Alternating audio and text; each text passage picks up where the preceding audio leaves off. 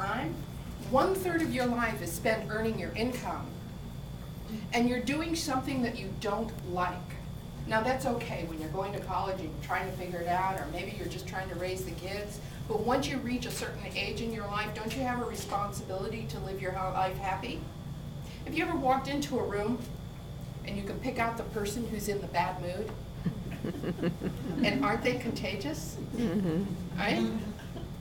I remember years ago walking into a room and seeing this man, and it was like the C's party.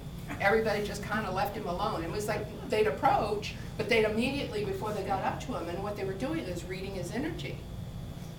Well, I think it's a whole lot easier to be happy, even if you don't like what you're doing today, if you're happy because you see an end in line, right? If you can see the light at the end of the tunnel, if you know you have to work this hard today to get where you want to be a year from now, can't you just kind of grit your teeth and bear it?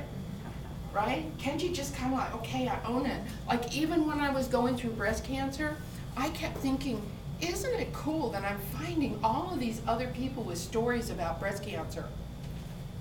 You know, they're giving me hope. They're still here, so I can have hope, right? I thought that was really great. And every time I've had challenges in my life, and honestly, I've sat down and compared notes. I've met one person who ever had more challenges in their life than I did. One person ever, and I talk to no less than 100,000 people a year. So what I want you to realize is I don't care what you're going through at this moment, there's hope. You can change anything you want in your life, and I'll tell you how this started. I was 15 years old and I stuttered. That's not a very good trait to have when you're a teenager. You know, teenagers can be pretty cruel. And I was awkward as a kid. I was shy. I didn't like being around school. And I had a really great advantage because I had such a small school. There was 7th through 12th grade, and we had the largest class, 44 kids. So we had grown up together from the time that we were in the 1st grade. So it wasn't like I had to get to know people, so I was really shy.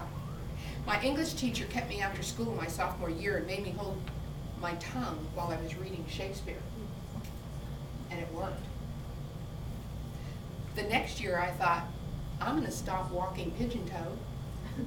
And I started walking with my feet like a duck. The end of my junior year, I walked straight. Now imagine at 16 years old that I realized I could change anything I wanted. Anything.